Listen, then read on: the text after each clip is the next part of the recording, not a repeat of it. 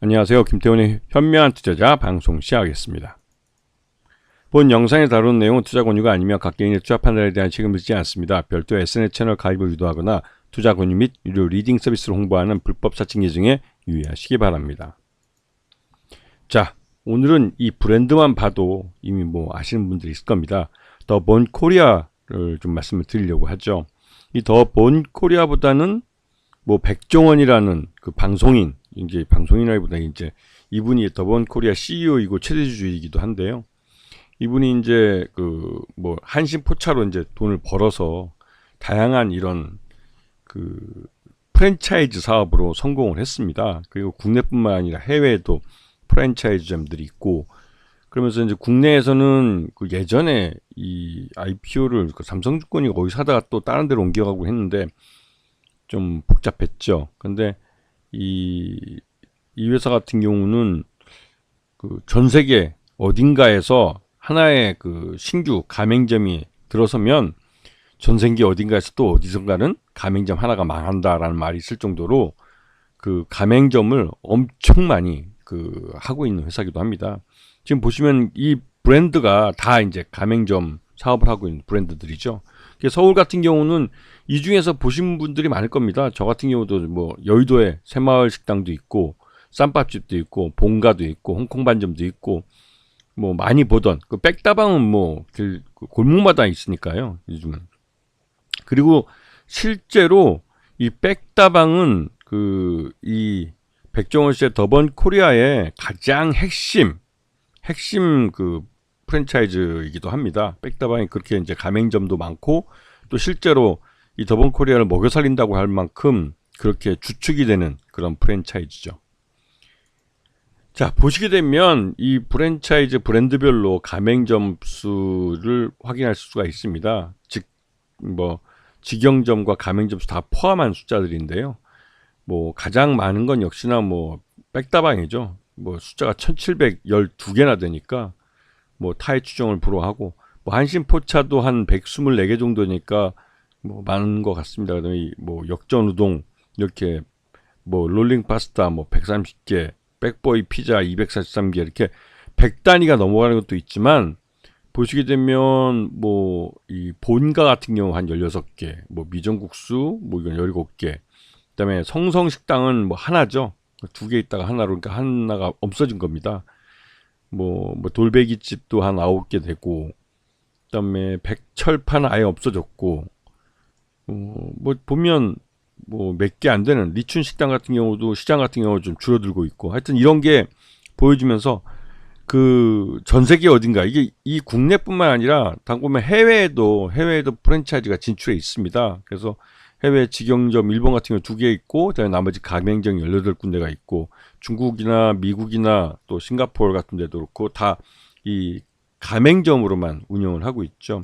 그래서 백종원 씨의 이 프랜차이즈 중에 직영점은 그렇게 숫자가 많지 않습니다. 대부분 다 가맹점을 하고 있고, 그래서 이 백종원 씨는 이 프랜차이즈 사업 자체를 가맹점을 통해서 자신이 하고 싶은 어떤 음식 사업이나 식당 사업을 이 가맹점주들의 돈을 갖고 한다고, 자기 돈 한 푼 안 들이고 그런 말이 있을 정도죠.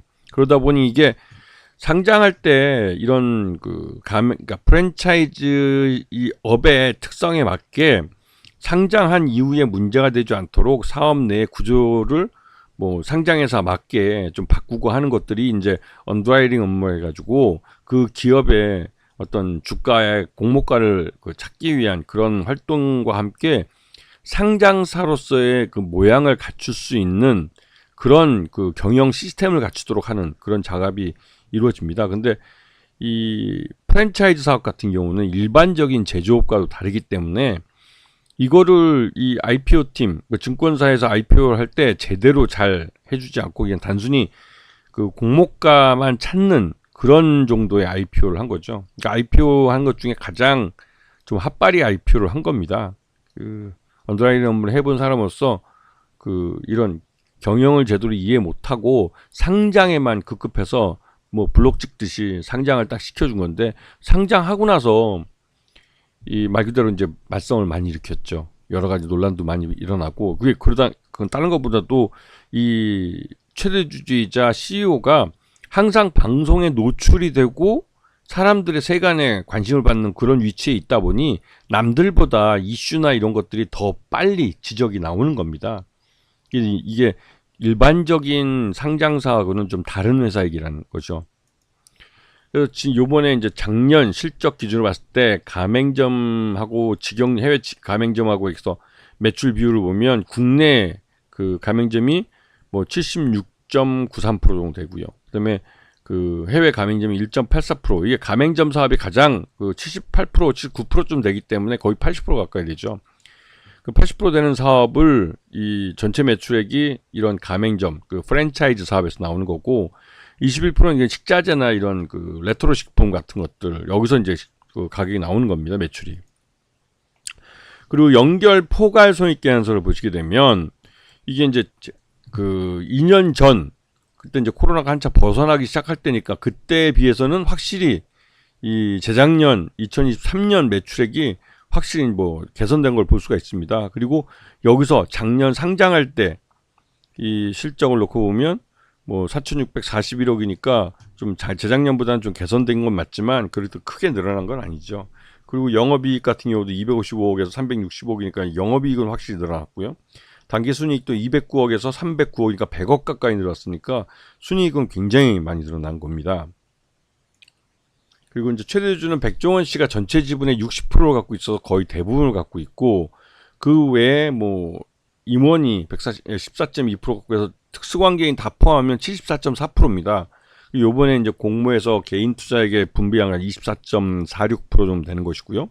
실제로 유통 가능한 주식수가 24.46%라는 뜻입니다. 왜냐면 최대주주나 이쪽은 1년 동안 보유해서 되기 때문에 이게 이제 시장에 나오려면 꽤 시간이 걸릴 거고요. 그런데 이제 이 상장한 이후에 이 더본코리아가 이제 원산지 논란이니 뭐 이런 그 식품위생법 위반이니 해서 사과문도 올리고 하는 이런 일들이 반복되고 있고, 여러 번 이런 일들이 좀 언론을 타고 하면서 기업에 대한 이미지가 좀 많이 나빠졌죠, 상장 초기에. 그게 워낙 이 백종원 씨가 외부에 노출이 있는 인물이고, 또 그런 분이 상장사의 CEO면서 또 이 최대주주다 보니까 이 회사를 그 뭐 어떻게 조그만 뭐 잘못이 나와도 이게 확대 해석되는 경우도 많습니다. 그러다 보니 이게 이제 언론을 많이 타고 막 구설수에 오르고 하게 되는 것이죠. 그러면 말 그대로 회사의 이미지는 더 망가지는 겁니다. 특히나 이제 프랜차이즈처럼 사람들에게 이 식품에 대한 어떤 브랜드에 대한 그 인지도 또 그리고 신뢰도 이런 걸 갖고 무형의 자산인데 이 맛과 이 시스템을 주고 장사를 하게 똑같이 해주겠다 뭐 이런 건데 이게 좀 문제가 많죠. 그래서 이 상장한 이후에 여러 가지 뭐 잡음들이 많다 보니 주가는 연일 뭐 하락하고 있습니다. 이게 이제 공모가보다 훨씬 밑으로 떨어지게 되는 것이죠. 이게 이제 더본코리아의 희망 공모가 산출 내역을 보게 되면 이게 기본적으로 이 회사를 공모가를 산정을 할 때 그 재작년 그 실적하고 작년 그 실적을 상반기까지 실적인가를 기준으로 합니다. 그 기준을 갖고 비교 가치를 뽑아서 다른 비슷한 업종의 프랜차이즈를 하는 사업이나 식품 사업을 하는 회사들과 비교해서 주당 평가가액은 한 34,665원이 나왔는데, 이거를 그때 당시에 뭐 할인, 그러니까 공모가를 만들기 위해서 할인을 해서 23,000원에서 28,000원 정도의 그 공모가 범위를 제시했고, 여기서 수요 예측을 해서 공모가는 이보다 훨씬 더 위에 있는 34,000원으로 결정이 됐어요. 그러니까 이 주당 평가 가치보다는 좀 할인을 해서 그 할인된 가격에서 대부분 뭐 할인한 가격에 뭐 이게 그러니까 공모가에 할인한 가격의 상단 가격에서 결정이 되는지 하는데, 이 더본코리아는 백종원 씨라는 그 CEO가 자체가 이제 유명 셀럽이고 하다 보니까 이게 이제 더 업이 돼 버린 것이죠. 그래서 물론 회사 입장에서는 뭐 공모가 상단이 28,000원에 공모를 하는 것보다 34,000원에 공모를 해서 더 많은 돈이 공모 자금이 들어오는 게 회사 입장에서는 좋죠. 하지만 투자자 입장에서는 그만큼 리스크가 많아지는 겁니다. 공모 주식에 투자하는 투자자 입장에서는. 그래서 거기다가 이제 그 보호예수한 걸 보면 전체 물량 중에 반 정도가 미화약입니다. 받자마자 주식을 때릴 수 있는. 이게 이제 49% 정도 됐고요. 그다음에 15일 확약한 게 4%, 1개월 확약이 10%, 그다음에 3개월 확약이 20%, 6개월 확약한 것도 14%나 돼요. 이거는 솔직히 말해서 최근에 상장한 업체들 중에 이런 장기간 이 확약을 해준 경우는 참 드뭅니다. 그래서 이거는 좀 말 그대로 백종원 씨에 대해서 신뢰하는 투자자들이 좀 많았다는 것이죠. 기관 투자자들 중에. 그래서 상장을 했고, 상장한 이후에 계속 뭐 쏟아져 나왔죠. 매물 쏟아 나오고 해서 그 외국인 투자가들도 지분이 0.24%까지 줄었다가 여기서 이제 최근 들어서 이제 이 3월달 들어와서 저가 매수가 유입되기 시작하는 모습을 볼 수가 있습니다. 외국인 투자가들도 이제 더본코리아의 주가가 떨어질 만큼 떨어졌다 판단하는 외국인 투자가들이 좀 많은 것 같습니다.